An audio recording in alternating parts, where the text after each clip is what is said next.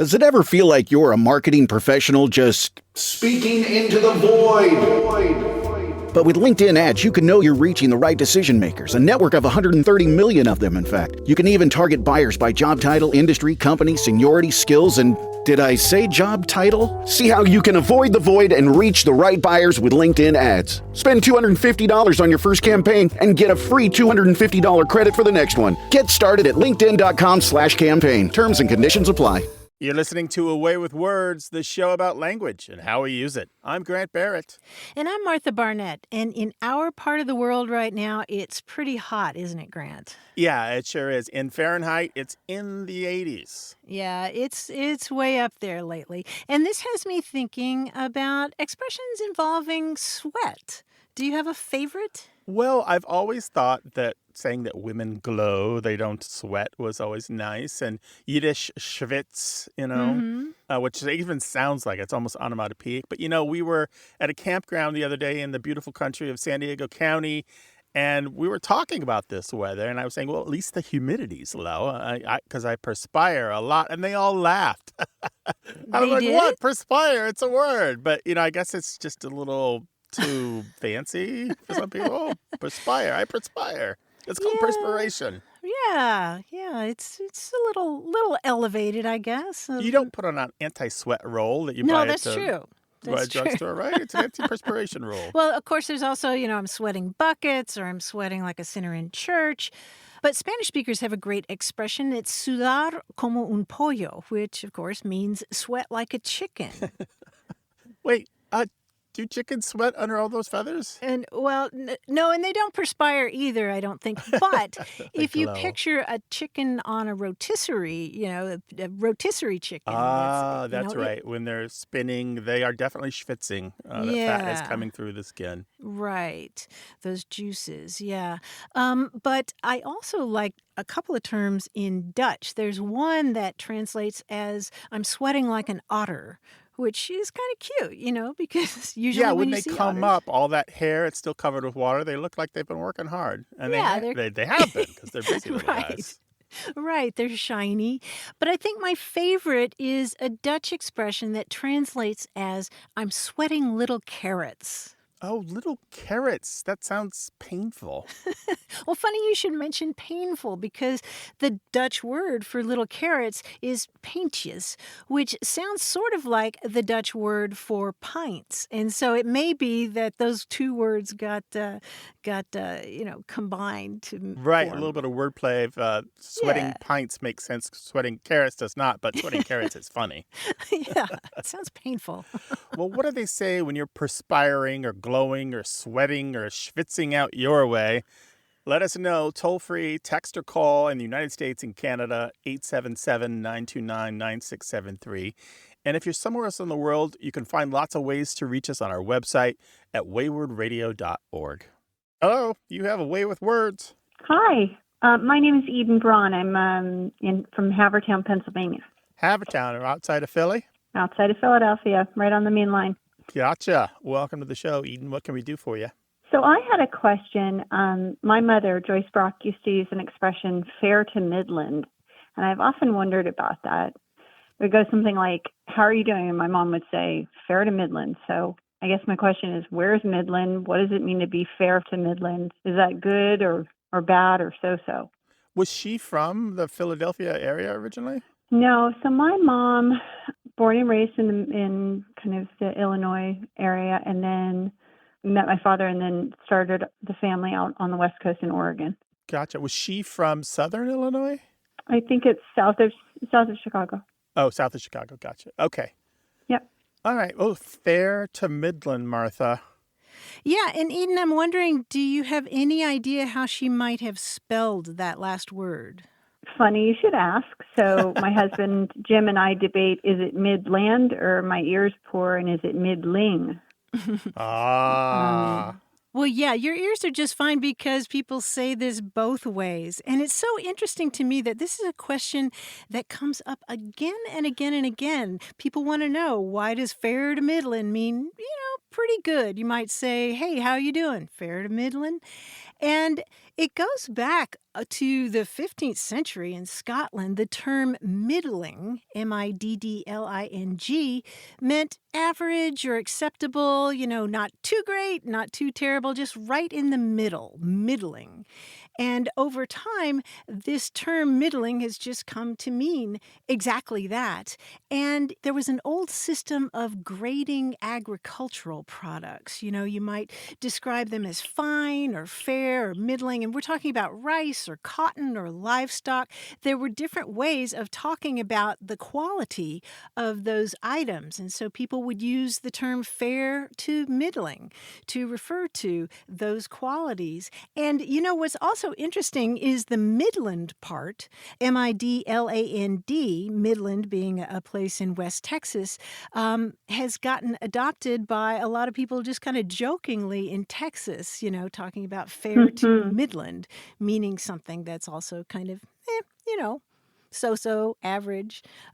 So either of those expressions is correct, and it's pretty darn widespread, isn't it, Grant? Yeah, I'm surprised to hear you say that the Midland version, the place name version, is correct. That doesn't, because the fair to middling is far more common by like 10 to 1 and is the source. Centuries of use of that before the place name Midland even starts to be used even jokingly in the expression. Yeah, well, I was going to say people do use it jokingly in Texas, and I think there was a band named Fair to Midland. Oh, interesting. But Eden, I want to reiterate here that what we're talking about, like you can open newspapers from the 1800s and there'll be long lists of goods for sale, usually raw materials, with fair to Midland is one of the options for grading it. So people would know what they were going to buy when they went down to the auction house or went down to the whatever place it was where they traded money for merchandise. Oh, that's fascinating. My mom would love that. Thank you so much for your time, Eden. We really appreciate it. Call us again sometime. And thanks for sharing your please. stories All right, about your mom. Can't wait to listen to all the shows. Bye. Yay. Take care. All right. Bye-bye. You can call us and leave a message any old time, 877-929-9673. Hello, you have a way with words. Hi, Grant. Thanks for having me on. My name is Kate Berrettini, and I'm from Folly Beach, South Carolina. South Carolina. Welcome to the show, Kate. Glad to have you. What's up? Well, I had a wonderful trip to the Big Island of Hawaii a few years ago. And my friend, and just even prior to that, people had always talked about like the aloha spirit. Mm-hmm. And, I was sure it was probably a cool thing. But after being there, I realized that it is definitely a thing. And the whole time I was like trying to figure out what it was. And I kind of came away with feeling like it is a deep respect between humans and land, or really every living thing, or I guess every living and non-living thing. Mm-hmm. And a friend of mine who I was staying with told me that aloha actually means like literally everything breathing. And so I feel like that kind of goes with the respect part of everything. And I've always been curious if there are other words throughout history, in other languages, just anywhere in the world that had a similar meaning and feeling. Yeah, I like this. It's the kind of a great example of the best of human thinking, isn't it? Yeah. Martha, what do we know first about aloha? Well, I'm really glad you asked this question. And of course, what would be ideal is if we had native islanders who could speak for themselves. But my understanding of it is that first of all, there are forms of this words in various Polynesian languages, but in Hawaii, it's taken on a special meaning, much like what you described, sustaining harmony in a multicultural community and honoring connections that extend beyond generations, beyond boundaries, and like you said, beyond humans and their environment, kind of a shared life force. And what really interests me about this term is that there was actually a definition of it written into Hawaii state law a few years ago that describes it as a coordination of mind and heart within each person. And this passage in Hawaiian state law says that it's more than a word of greeting or farewell or a salutation. Aloha means mutual regard and affection and extends warmth and caring with no obligation in return. that it's the essence of relationships in which each person is important to every other person for collective existence. And I just think that that's such a lovely thing to put into your your law. That's what it goes on to say, that when government officials are exercising their power on behalf of the people, that they need to contemplate and reside with the life force and give consideration to the aloha spirit. I think that's so lovely, because I think, I think for some of us, the word has been a bit diluted. You think about aloha shirts, those Hawaiian shirts, and you go to Hawaii, and everybody says it's hello and goodbye, but it's so much more than that, right? Oh, yeah. Was that your Yeah, it is experience there? deeply felt, for sure. Oh, it's interesting to have such an emotional, warm feeling for something like aloha and aloha spirit, and yet we're citing Hawaii revised statutes 5 through 7.5. So. Yeah. Right? Yeah. But I want to go back to a couple linguistic things on this. One is, Kate, although the idea that it's from two words meaning face and breath is really common, it's a folk etymology, and actually it's a single indivisible word, and it is not made of the words for face and breath.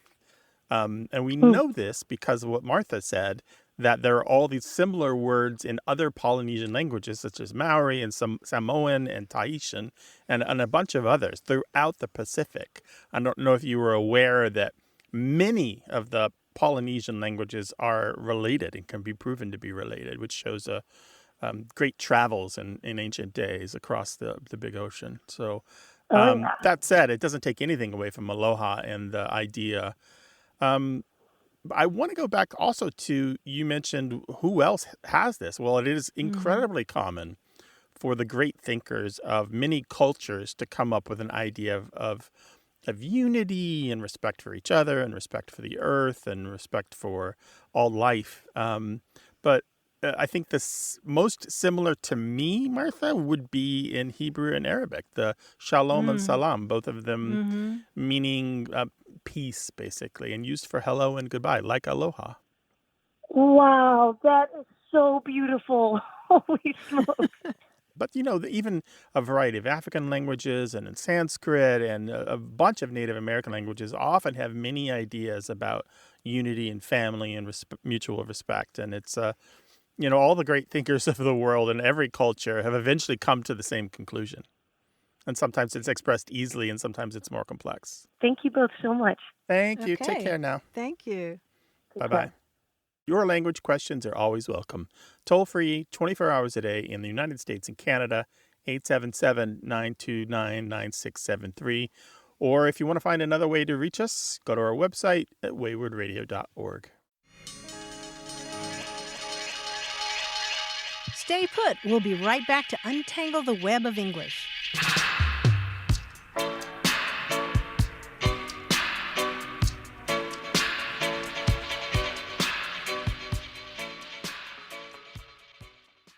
The family that vacations together stays together. At least, that was the plan. Except now, the dastardly desk clerk is saying he can't confirm your connecting rooms. Wait, what? That's right, ma'am. You have rooms 201 and 709. No, we cannot be 5 floors away from our kids. The doors have double locks. They'll be fine. When you want connecting rooms confirmed before you arrive, it matters where you stay. Welcome to Hilton. I see your connecting rooms are already confirmed. Hilton, for the stay.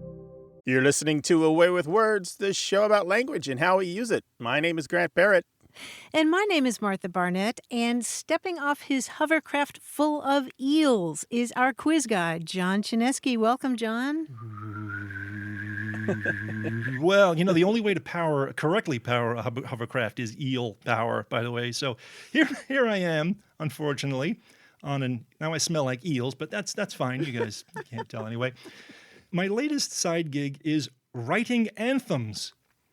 Really? I was delighted to find it's a pretty wide open field. Not a lot of people out there writing anthems. Huh. And I happened across a whole bunch of nations that don't have anthems. For example, I wrote this one. In mathematics, it's an arrangement of elements into various groups without regard to their order in the group. Or in chess, it's a relatively long sequence of moves. That's one I wrote for the Kambi nation. Kamba nation. Yeah, the nation of Kamba. Okay, Kamba. Yeah. You got it now, huh? Yeah. Yep. Okay. Now, you will have to listen to me sing several anthems. Here we go. Let's hear a few more. Oh, boy. The act or process of testing pupils, candidates, etc., as by questions, or a doctor's look at your medical history and your body. Examination. The examination, yes, the nation okay. of exama. Okay. These end in nation. Okay, I get it now. They do? I guess they do, yeah. Got it. Nicely spotted. Okay. The intensity of light falling at a given place on a lighted surface, or the deliberate use of light to achieve practical or aesthetic effects. It includes the use of artificial sources like lamps or natural sources like the sun. It's no wonder that the country of Illuma doesn't sing that very often, John. Illuma, they love it in Illuma. Illumination. Illumination, indeed. Syllables, oh syllables, what would we do without this? The line would go on longer and longer and longer and longer, were it not for this useful process of punctuation. It adds just a little dash to your writing. The termination? How about the Haifa? Haifa, yes, I just got back from Haifa, the nation of Haifa, the Haifa nation. That's very good. Right, not the coastal city of Haifa, but No, this is the whole nation of Haifa, yeah. Finally, welcome to our kingdom where everyone's a king. Like once a day, we celebrate by putting on a ring and picking up a scepter and putting on a crown. Now you're the queen, now I'm the queen. We take turns bowing down. Yes, queen. It's the nation of Corona. Coro nation. Yes, Coro. Everybody gets to be king or queen or something else, whatever they want to be in coronation. Nicely done, everybody. Coronation. Well, you're royalty to us, John. Thank you for another lovely quiz, and tell the family hello, all right? You too, guys. I'll see you next week. Yep, see you next week. And if you're listening to all this, we know that you are a part of Word Nerd Nation, and you can participate by calling us anytime, toll-free in the U.S. and Canada, 877-929-9673, or send your emails to words@waywardradio.org. Hello, you have a way with words? Hi, this is Dale Hutchins, and I'm calling from Huntsville, Alabama. Well, hello, Dale. Nice to talk to you. And you as well. I'm calling with a phrase that I found really fun and really funny, and I thought I would share it with you. A little bit of background. I'm retired, but professionally, I was an egghead research chemist, and I worked for a big company that had research groups of other egghead chemists in several places, one in Minnesota, Alabama, where I am, one in Germany, and one in Belgium. And so we'd get all the research people on the phone, on telephone conferences, very often. So there's people from all kinds of cultures and all kinds of languages, so you heard all kinds of accents on these. One day, on one of these, I was describing a product that I had made in my lab, and I described it as having the viscosity of pancake syrup. And a voice came on the telephone conference, "What?" And I recognized it as the voice of one of the team members who was originally from Quebec City, but has moved to the Minnesota group. So he was French Canadian, and he asked me what I had said several times, and I repeated it, slower and louder every time. And finally, he said, "We call," and it was with a heavy French accent that I won't try to duplicate. But he said, "We call that lamppost syrup." And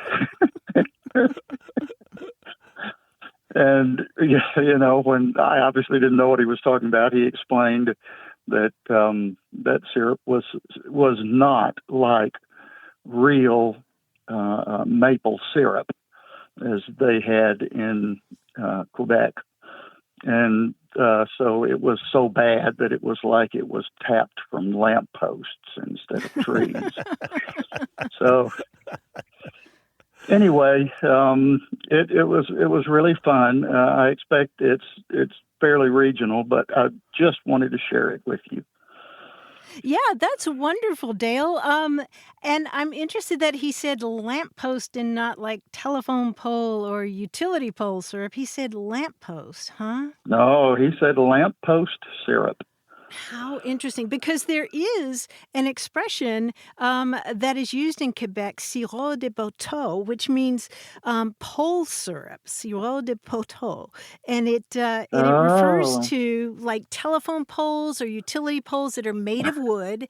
And, instead of tapping a maple tree, you tap one of these wooden utility poles to get this icky syrup. That's just a pale imitation of the real thing. Yes. Well, maybe he simplified it for us Americans. So. Maybe so. But that's very picturesque and very disdainful too, right? I mean, maple. That diluted corn syrup or that diluted maple syrup is nothing like the real thing. Yep. Yeah, they actually have just like they do with different laws about champagne in France and. In Quebec, they have different laws about what qualifies as maple syrup. It's like ensconced in law that it has to meet these certain criteria because they don't want any of this Caro syrup nonsense. I want to leave you, Dale, before we go with one other French term, which I really love that this reminds me of. When European French people talk about bad coffee, they will call it jus de chaussette, sock juice. Like it's made from dirty socks. Yes. That's good.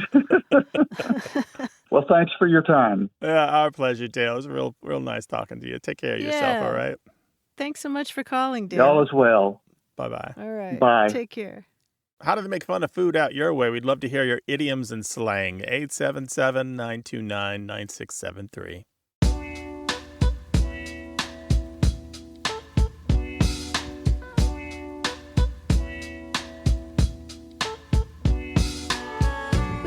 From Linda Vincelli, who lives in Stuart, Florida, and she was telling us about a friend from Argentina who introduced us to a wonderful Spanish phrase for somebody who's a little too full of themselves.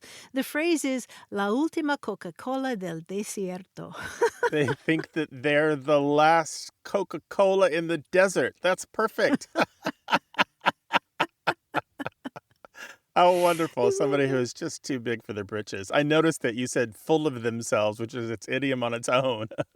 Yeah, right? Yeah. And I was digging around and I found some other Spanish expressions that convey the same idea. And they translate as he thinks he's the last beer in the stadium or the last suck of a mango. And then my favorite was se cree la mamá de Tarzán. He or she thinks that they're Tarzan's mom. What a put down. Isn't that great? Yeah, Mexican President Vicente Fox used that expression talking about another government. They think they're Tarzan's mom. Well, swing over on your hind to the nearest payphone in the jungle and give us a call, 877-929-9673. Hello, you have a way with words. Hello, this is Tanya. Hi, Tanya. Where are you? Well, I'm actually calling right now from Xiamen, China, but I'm from Marshall, Michigan. China. What are you doing there? Yeah, I'm here for on a work trip. Okay, well, that's really cool. Well, I'm glad you took some time out to talk to us. What's on your That's quite a mind? commute. Yeah. The other day, it was funny. My brother, he's 24, and he picked me up, and I was kind of taking my time, and he said, stop dilly-dallying. And I was shocked because I thought it was such an older expression that a young person would never say. And I had remembered, actually, I kind of giggled and I said, well, dilly-dallying is one of my favorite things. And I realized that the word, it had kind of came out of fashion. And I just kind of wanted to get a little bit of background about dilly-dallying because it's such a fun word and I really love doing it. Yeah. What were you doing to dilly-dally? Were you just taking forever to get dressed or? Oh, I was looking at myself in the mirror, probably searching for my keys, looking for my headphones, all the stuff you do before you leave the house. Well, it's an example of what we call reduplication, which is when all or part of a word is repeated, sometimes with a slight sound change. And in this case, the word that got a little bit altered is the word dally, which goes way back to an Anglo-French term, dallier, which means to chat. And then this term to chat took on different meanings over time. It sort of came to mean acting playfully and often flirtatiously. And we get the word dalliance from that. Dalliance is related to dilly-dally. You have a dalliance, just, something that you don't take too seriously. And then dally came to mean to trifle with or to spend time frivolously, I guess looking in the mirror and things like that. It was elaborated on in the form of dilly-dally, which is just a little bit more, a little bit more sarcastic, a little more intense. If you dilly-dally, then you're kind of wasting time, right? You're just kind of taking your time and not getting where you need to be. So it's an example of reduplication, or if you want to be really specific about it, it's an example of ablaut reduplication, which is where the two halves of the word differ only in their vowel sound, like zigzag and riffraff, and dilly-dally is another example of that. Oh, yeah, I think that's really interesting. I never heard of that before. I just thought it was a really fun thing to say, and I hadn't heard it in such a long time. All right. Well, have fun in China and enjoy your time there. All right. Thank you so much. All right. Take care of yourself. Call us again sometime, Tanya. Okay. Bye. Bye.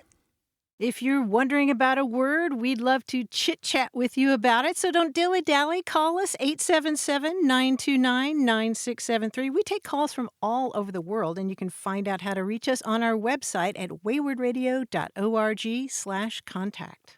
Hi, you have a way with words. Hi, my name is Don. I'm calling from San Mateo, Florida. Hey, Don, welcome to the show. What can we do for you?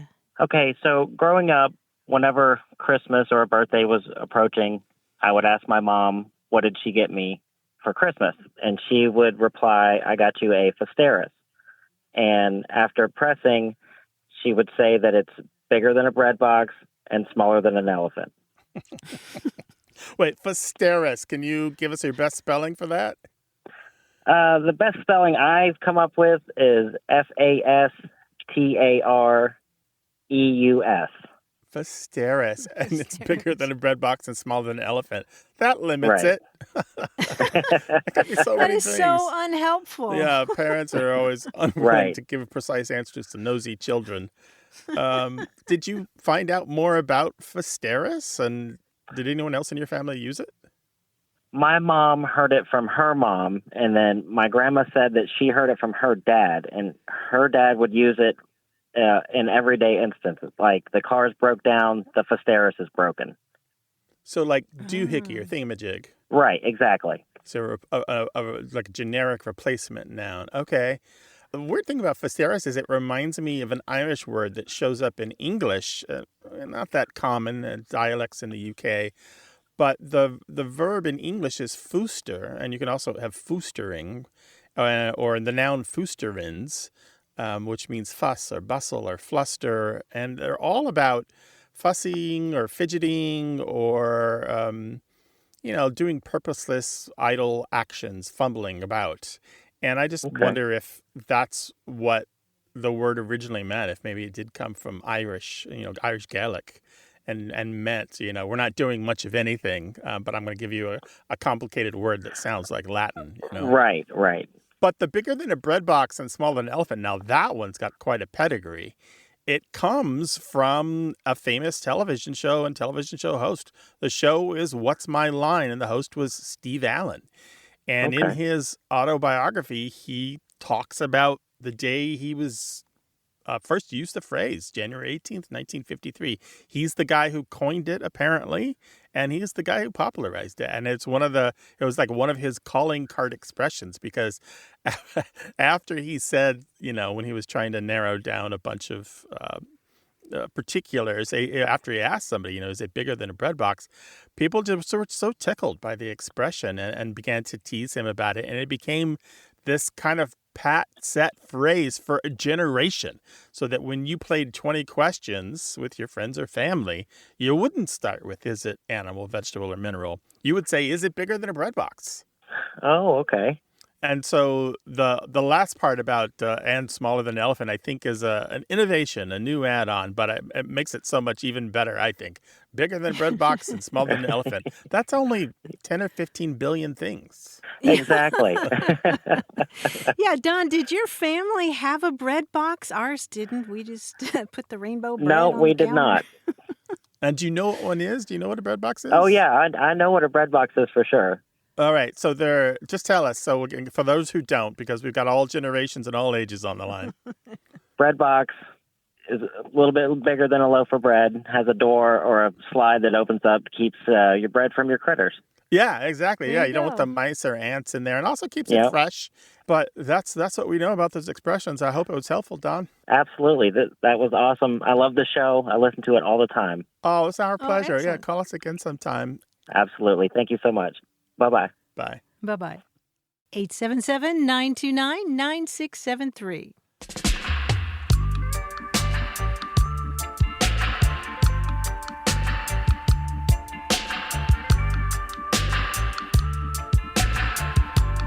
My grandniece Evie is almost 5, and the other day she and her grandma were talking about my nephew and his boyfriend who live in New York but who had been visiting me here in California. So Evie's grandma is telling her that those guys had a really good time here, but they'd gone back to New York. At which point, little Evie pipes up and says, no, I think they're still in Unicornia. Yeah, California is something of a unicorn. Right? She's not wrong. Not wrong at all. A little fantastical, a little unbelievable, very exceptional. Proud residents of Unicornia. Well, you can reach me and Great Auntie Martha on the telephone at 877-929-9673. More stories about what we say and why we say it. Stay tuned. Finished training for the day? Time to fight post-workout fatigue with Core Power Protein Shakes. They're packed with 26 grams of high-quality protein to build muscle and electrolytes to help hydrate. The nutrition you need to help your body replenish, rebuild, and repair post-workout so you can power on to the next one. Champion your recovery with Core Power. Visit corepower.com to learn more. You're listening to A Way with Words, the show about language and how we use it. I'm Grant Barrett. And I'm Martha Barnett. And Grant, I have learned a new term, and I wonder if you know it. The term is lemur ball. Lemur ball? Like fancy gowns and tie and tails and swinging a cane and, I don't know, being announced at the door by a footman? Right. That's exactly what I was picturing. But actually, well, let me share from this book that I want to talk about. There's a description of a lemur ball in here. When ring-tailed lemurs are cold or frightened, or when they want to bond, they group together in a furry mass known as a lemur ball, forming a black and white sphere that ranges in size from a football to a bicycle wheel. They intertwine their tails and paws and press against one another's walnut-sized, swiftly beating hearts. Isn't that beautiful? Yeah, it's a cuddle puddle. It's a puppy pile. It is, and you can find pictures of lemur balls if you just search for that on the internet. Oh, and boy, they a are new life so goal. Right. Right? A new thing to do when you need cheering up. They're really, really cute. Where did you learn about this, Martha? I'm glad you asked, Grant. I learned about it in a new book called Vanishing Treasures, a bestiary of extraordinary endangered creatures. It's by Catherine Rundle. And you may recall that Rundle is a fellow at Oxford University, and we've talked before about her other book, Super Infinite, which is about the life of the poet John Donne. And that book emphasizes Donne's imperative to realize that life itself is an astonishment, and it behooves us to be amazed. And in this new book, she takes that idea even further in 23 short essays, each about a particular animal and what's so astonishing about that animal. And then she assembles them into a kind of cabinet of curiosities. She calls attention to remarkable facts about raccoons, pangolins, hedgehogs, wombats, and narwhals, to name just a few. And she marvels at the Greenland shark, which I didn't realize lives for hundreds of years. And she celebrates what she calls the off-kilter beauty of some animals, like the hermit crab that has shocking emerald eyes on stalks that are striped like a barber's pole in red and white.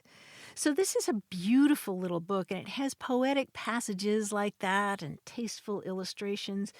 But there's also an undercurrent of sadness and urgency because all of these species or their subspecies are endangered. So this book is not just a lyrical invitation to wonder at the beauty and complexity of the living world. It's also an urgent call to recognize its fragility, and I just really appreciated it. And the book again? Vanishing Treasures, a bestiary of extraordinary endangered creatures, and it's by Catherine Rundle. We'll have Catherine Rundle's book on our website so you can find out more about it. And you can find out more about the show and how to talk to us on our website at waywardradio.org or call right now, toll free in the United States and Canada, 1-877-929-9673, or email words@waywardradio.org. Hey there, you have a way with words. Hi, this is Joseph from North Carolina. We're glad to have you. What's up? Yes, so the word that I'm wanting to find some information on is the word jassum. This was a word that was used in my family. I don't know if it's a real word. I don't know if it's just something that our family made up. But it was mainly used by my grandmother, which is we call mamá, which was my dad's mother. And basically, in the phrase that was used was, you better eat your jassum. Like it was in the context of eating and food. So basically, if whatever food that you did not eat, like whatever you didn't clear your plate from, that's what you had to eat for breakfast the next day. So if it was, so if you didn't clean your plate, you had to eat your jassum, which was what you had to eat the next day for breakfast. If you spelled that, how would it go?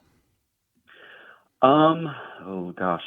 If I had to spell it, I would say JASOME or JASUM. Okay. Yeah. I think we can help you here, partly because there's an entry in the Dictionary of American Regional English. It only has 2 citations, but there's a related spelling, and I'll get to the spelling predicament in a minute. There's a related spelling that can mean gravy or sauce or even the juice from a rotten apple. And the spelling is interesting for a couple reasons. It's often spelled JASSUM or JASM or JAZM. All the S's replaced with Z's and get this. This is probably the same word that is the source of the word jazz, as in the musical form, JAZZ. And it all goes back to this idea of vigor, energy, pep, or a person's vital force. And this idea of it being your vital force connects to this idea of food, right? Where do you get your vital force from? From eating. It's your fuel. It's literally your fuel. And this is what made it become the word for jazz, the music form, because it was about your essential nature as a performer, right? So all of these are all connected to this really complicated family of spelling and meanings, but all of them have this idea about your vitality. Yeah, it's my like it's kind of interesting that you're saying it's kind of a term used for like vigor and energy, but the way it was kind of mostly used in, I guess the way we used it was almost more like a punishment. Yeah. Well, so if you didn't finish your dinner, then you actually had to eat your jassum the next day. Yeah, this semantic shift from meaning of your essence or the essence of food into food remains, it's kind of a logical path. So I could see it. My confidence level, all this is not high, however. I'd say maybe 60%, 70%. But that's the best information that I have to try to help you narrow this down. Yeah, sounds believable to me. Thank you so much for your call. We really appreciate it, Joseph. Thank you for having me. All right, take care now. Take care, Joseph. All right, bye-bye. Well, what's the word or phrase that's been floating around your family for years and you all just can't figure out its origin or whether other people use it? You can call us to talk about it, 877-929-9673, or send it an email, words@waywardradio.org.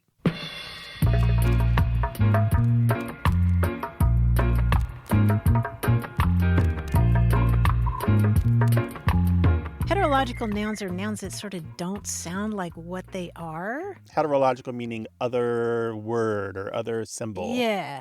Yeah. So here's one that I don't know if it counts, but the word is cackermander. Do you know this term?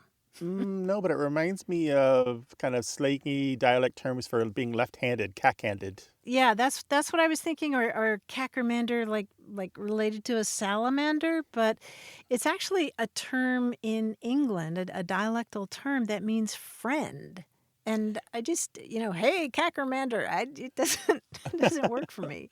No, is this archaic, obsolete? I can't imagine this is being used, in greetings in Parliament, to MPs at the start of the day. I think probably it's one of those terms that's fading out or has faded out, but you can find it in dialect dictionaries, and it just sort of makes me stop and think. Well, in a world of parasocial relationships, we consider you, our listener, our cackermander. So give us a call, cackermander, 877-929-9673, or find all of our past episodes and a lot of ways to reach us on our website at waywardradio.org. Hello, you have a way with words. Hi, this is Jeff. I'm from Green Bay, Wisconsin. I was calling because me and my partner were driving, and we were having a discussion in the car regarding different phrases that are used to kind of describe situations you put in. Like when you go traveling long distances, they say you tend to suffer from jet lag, or when you go out and have a night on the town, you tend to have a hangover. But we were kind of wondering, when it comes to situations like after you have like a lot of exertion for like a lot of physical activity, or you're doing like a conference somewhere or anything, we couldn't come up with any kind of a phrase or term in relation to that kind of a status that you might find yourself in. I didn't know if you had any insights as far as what that would be called. So just to clarify, we're talking about a more generic situation. For example, you spend the day moving all your belongings to a new home. Besides ordinary words like exhausted, you're looking for something a little more colorful. A little bit more colorful, correct. Okay, gotcha. English is loaded, Martha, I think, with a ton of these. Well, yeah, the one that I really like is forswunk. Do you know this term? Oh, yeah, that's used by all the kids today. Well, yeah, the verb to swink is an old word that means to work really hard. And so if you're forswunk, then you've just totally worked all day. And in Britain, you might say, I'm knackered. I'm really tired from doing something all day. But I'm also thinking of, like, if you think of extreme sports, people will talk about bonking, meaning sort of to hit a wall. I think there's some kind of... Yeah, both of those. Bonking in particular with cycling, right?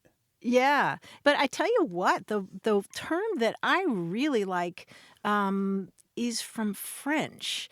It's coup de pompe, which is aviation slang that's been around since the 1920s. And it refers to the sudden descent of a plane when it's sucked into an air pocket, and that sudden drop that you feel in a plane.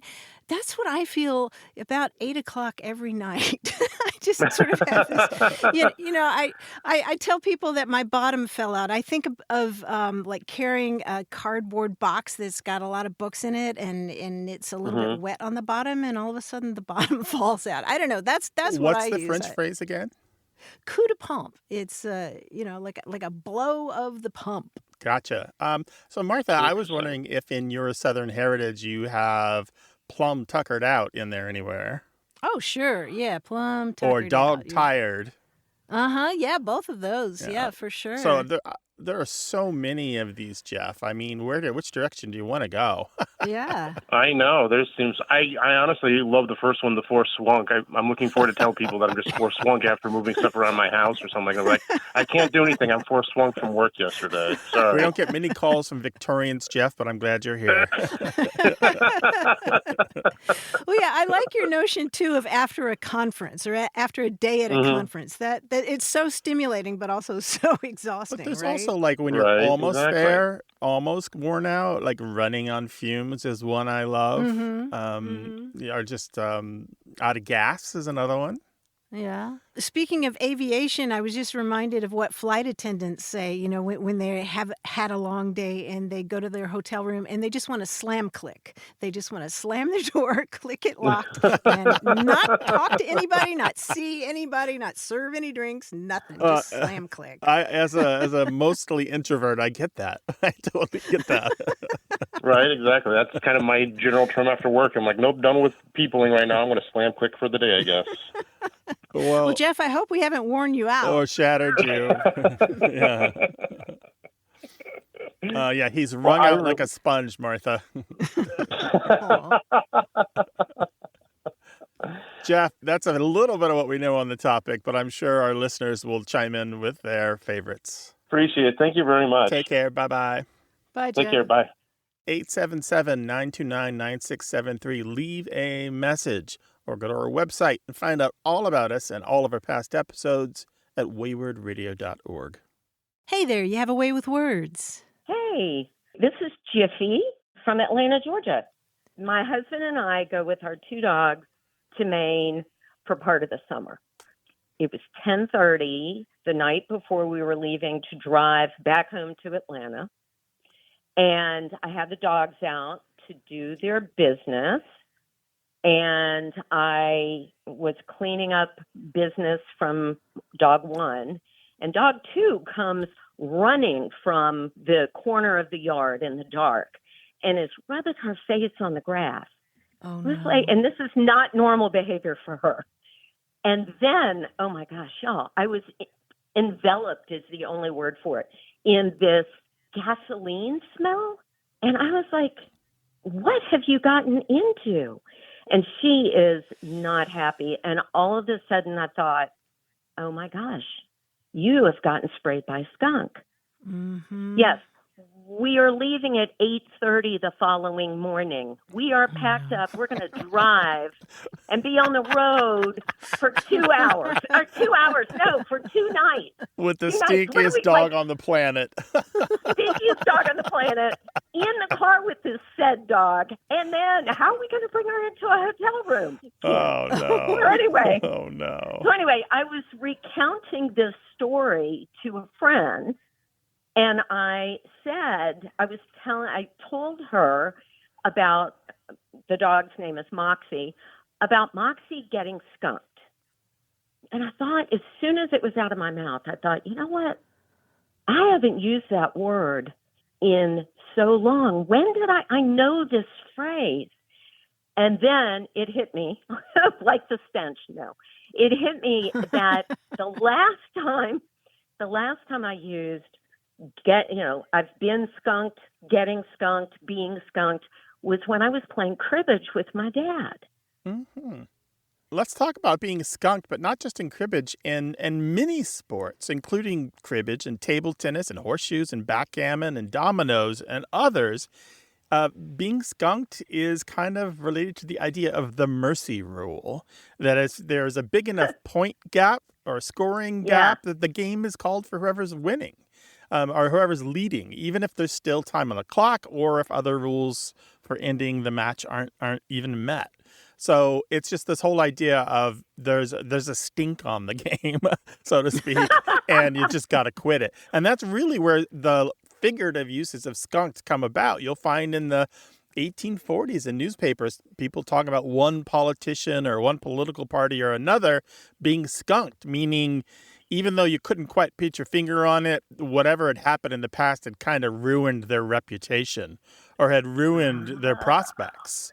They're skunked. And even in linguistics, Brian Garner, who's a well-known lexicographer, and has the Garner's usage manual, just a respected book. He talks about language being skunked, which is words that are so disputed in their origin or meaning that you just can't use them, like hopefully or decimate. They're skunked. So you should just stay away from them so you don't even open up that argument every time you pop the word out. Well, it has been a pleasure, and I get this now. Okay. Yeah, in a visceral way, clearly. In a very visceral way. All right, you take care of yourself. Give us another call sometime, all right? All right, well, y'all take good care. All right, bye. Bye-bye. It's such a distinctive smell that no wonder it generated so much language over the years. And it's a phenomenon that you don't get in every part of the world where the skunk or skunk-like creatures that prey just don't exist. Yeah. Oh, yep. 877-929-9673.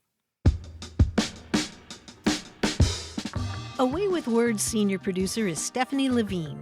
Tim Felton is our engineer and editor, and John Chinesky is our quizmaster. Go to waywardradio.org for all of our past episodes, podcast links, and ways to reach us. If you have a language, thought, or question, the toll-free line is always open in the U.S. and Canada, 1-877-929-9673. Away with Words is an independent nonprofit production of Wayward Inc. It's supported by listeners and organizations who are changing the way the world talks about language. Although we're not a part of NPR, we thank NPR stations throughout the United States that carry the show. And special thanks to our nonprofit's volunteer board, Michael Breslauer, Josh Eccles, Claire Grotting, Meryl Perlman, Bruce Rogo, Rick Seidenworm, and Betty Willis. Thanks for listening. I'm Grant Barrett. And I'm Martha Barnett. Until next time, goodbye. So long. This episode is brought to you by LifeLock. It's Cybersecurity Awareness Month, and LifeLock has tips to protect your identity. Use strong passwords, set up multi-factor authentication, report phishing, and update the software on your devices. And for comprehensive identity protection, let LifeLock alert you to suspicious uses of your personal information. LifeLock also fixes identity theft, guaranteed or your money back.